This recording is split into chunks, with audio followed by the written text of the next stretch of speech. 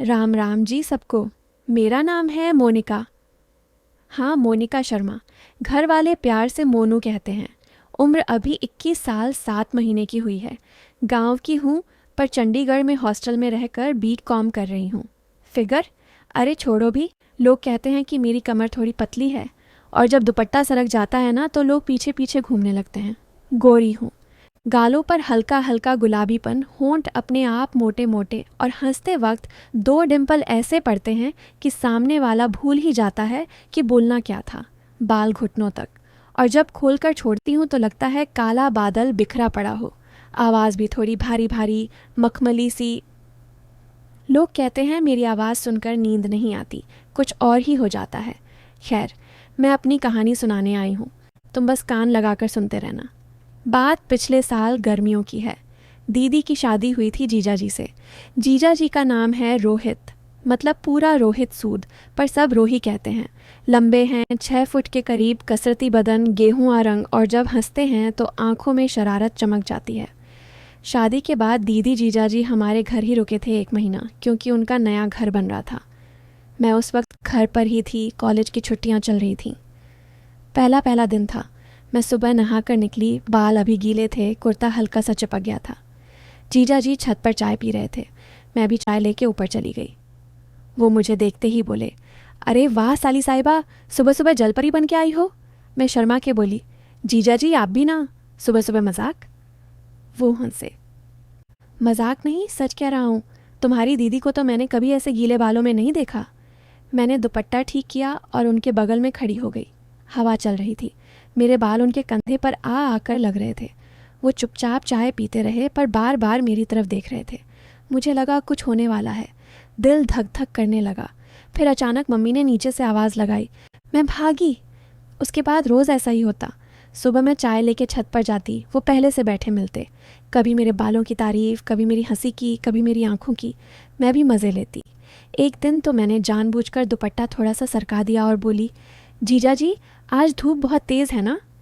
वो मेरी गर्दन की तरफ देखते रह गए, फिर बोले, हाँ बहुत तेज़ है, चल ना जाए कहीं। मैंने मुस्कुरा के दुपट्टा वापस डाला।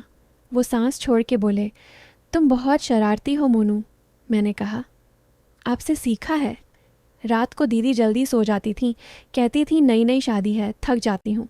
जीजा जी और मैं देर तक हॉल में बैठते, कभी नेटफ्लिक्स चलाते, कभी पुराने गाने। एक रात हम गहराइयाँ देख रहे थे। वो वाला सीन आया जिसमें दीपिका और सिद्धांत मोहब्बत कर रहे थे। मैंने रिमोट से आवाज़ कम कर दी। जीजा जी बोले, क्यों डर गई। मैंने कहा, नहीं, बस ऐसे सीन अच्छे नहीं लगते। वो मेरे करीब सरक आए और बोले, फिर भी देखने में मज़ा तो आता है ना। मैं चुप हो गई। उनकी सांसें मेरे गाल पर लग रही थीं। लगा कि बस अब कुछ होने वाला है। पर तभी दीदी की खांसी की आवाज़ आई। हम दोनों उछल के अलग हो गए। धीरे धीरे हमारी बातें गहरी होने लगीं। एक रात मैंने पूछ ही लिया, जीजा जी आप दीदी से प्यार करते हो ना। वो चुप रहे, फिर बोले, हाँ करता हूँ, पर प्यार तो कई तरह का होता है मोनू। मैंने पूछा, मतलब। वो मेरी आंखों में देख के बोले, जैसे तुमसे भी तो करता हूँ। मेरा दिल ज़ोर से धड़का। मैंने कहा, ये तो होना ही चाहिए, मैं आपकी साली जो हूँ। वो हंसे और बोले, हाँ साली, पर दुनिया की सबसे खूबसूरत साली। उस रात मैं सोते वक्त बार बार उनके शब्द याद करती रही। फिर एक दिन दीदी को उनके ससुराल से बुलावा आ गया। कोई रस्म थी, 5-6 दिन के लिए जाना पड़ा। घर में सिर्फ मैं और जीजा जी। पहली रात मैं डर के मारे उनके कमरे में चली गई। बोली, जीजा जी मुझे अकेले डर लगता है। वो बोले, आ जा, बगल में सो जा। मैं उनके बगल में लेट गई। बिस्तर बड़ा था, पर हम करीब करीब। वो मेरे बालों में उंगलियां फिराने लगे। मैंने आंखें बंद कर लीं। उनकी उंगलियां मेरे कानों के पीछे, गर्दन पर, फिर कंधे पर। मैं सांस रोक के लेटी रही। लगा कि बस अब सच में कुछ होने वाला है। पर वो रुक गए। बोले, सो जा मोनू, मैं हूं ना। मैं रो पड़ी। वो हैरान हो गए। क्या हुआ। मैंने कहा, कुछ नहीं। बस डर लग रहा था। अगले 5 दिन ऐसे ही बीते। सुबह वो मेरे लिए चाय बनाते, नाश्ता बनाते, मैं उनके लिए पराठे बनाती। रात को हम देर तक बातें करते। एक रात मैंने कहा, जीजा जी, अगर मैं आपकी साली नहीं होती तो? वो चुप रहे, फिर बोले, तो शायद मैं तुम्हें कभी जाने ना देता। मैंने कहा, अब भी तो नहीं जाने देते?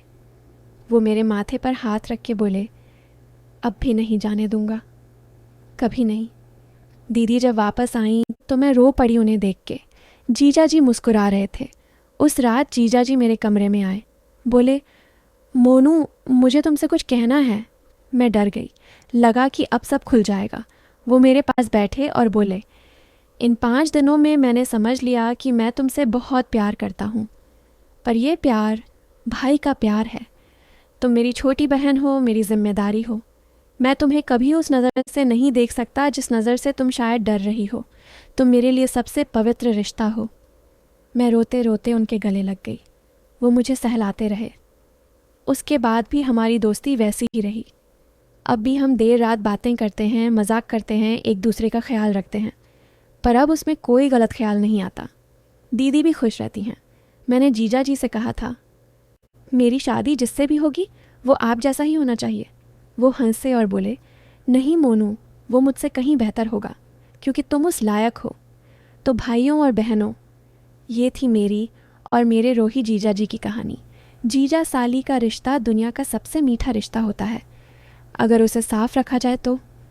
अब मैं सोने जा रही हूँ। जीजा जी अभी भी हॉल में बैठे हैं, चाय पी रहे हैं। मैंने कहा, जीजा जी सो जाइए। वो बोले, तू सो जा, मैं आता हूँ। मैं मुस्कुरा के लेट गई। शुभ रात्रि सबको। और हाँ, अपने रिश्तों को हमेशा साफ रखना। उनमें जितना प्यार है वो कहीं और नहीं मिलता। तुम सब सोच रहे होगे कि कहानी तो ख़त्म हो गई थी ना, पर भाई, असली बात तो अब शुरू हुई। अब तक मैंने जो बताया वो सब सच था, पर आधा सच। अब पूरा सच सुनो कान खोल के। उस रात जब जीजा जी मेरे कमरे में आए थे और बोले थे, मोनू, ये प्यार भाई का प्यार है, तुम मेरी छोटी बहन हो, मैं रोते रोते उनके गले लगी थी। हाँ, ये भी सच था। पर उसके बाद जो हुआ वो मैंने कभी किसी को नहीं बताया, ना दीदी को, ना मम्मी पापा को, ना किसी दोस्त को। आज तुम सबको बता रही हूँ।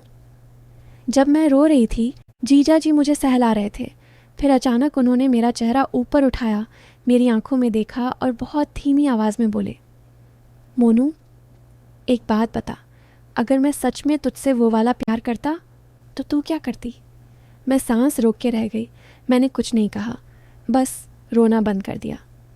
फिर मैंने बहुत धीरे से कहा, जीजा जी, आप दीदी के हैं।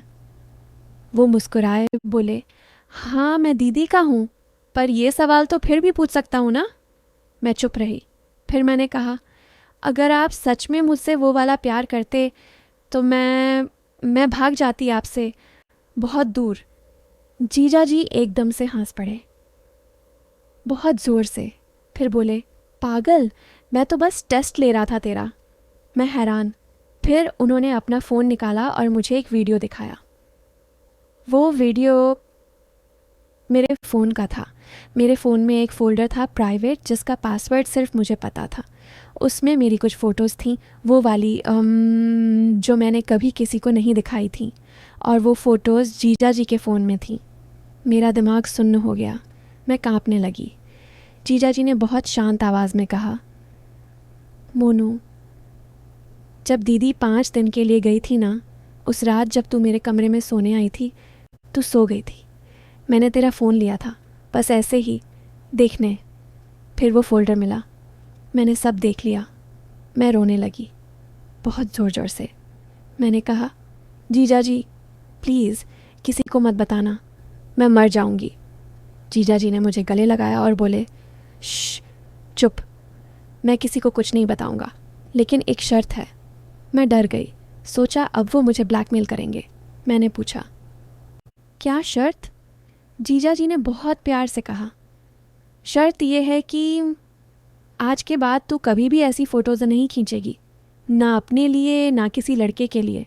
ये सब डिलीट कर देगी, और अगर कभी कोई लड़का तुझे गलत तरीके से छुए भी तो मुझे बता देगी, मैं उसकी हड्डी पसली एक कर दूंगा। तू मेरी छोटी बहन है मोनू, और मैं तेरी इज्जत से ज़्यादा अपनी जान को प्यारी नहीं समझता। मैं रोते रोते उनके गले से चिपक गई। फिर उन्होंने वो सारी फ़ोटोज़ मेरे सामने ही डिलीट कर दी, अपना फ़ोन भी मेरे सामने रीसेट कर दिया। फिर बोले, अब जाके सो जा, और हाँ, कल सुबह छत पर चाय पीते हैं वैसे ही जैसे पहले पीते थे, कुछ बदला नहीं।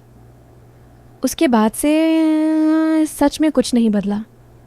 हम आज भी वैसे ही मजाक करते हैं, वैसे ही देर रात बातें करते हैं। बस अब मेरे मन में कोई डर नहीं रहा। मुझे पता है कि दुनिया में एक इंसान है जो मेरी इज्जत को अपनी जान से ज़्यादा चाहता है, और वो मेरा जीजा जी है। तो भाई, ट्विस्ट ये था कि जो तुम सब सोच रहे थे कि जीजा जी कुछ गलत करेंगे, वो तो मुझे गलत रास्ते से बचा के लाए। उन्होंने मुझे मेरी ही गलती का आईना दिखाया और फिर उस आईने को तोड़ दिया ताकि मैं हमेशा साफ देख सकूं। अब सच में कहानी ख़त्म, और अब मैं गर्व से कह सकती हूँ, मेरा जीजा जी दुनिया का सबसे बेस्ट जीजा जी है। पॉइंट। शुभ रात्रि। और हाँ, अपने फ़ोन का प्राइवेट फ़ोल्डर आज ही डिलीट कर दो। कोई रोही जीजा जी हर किसी के पास नहीं होते।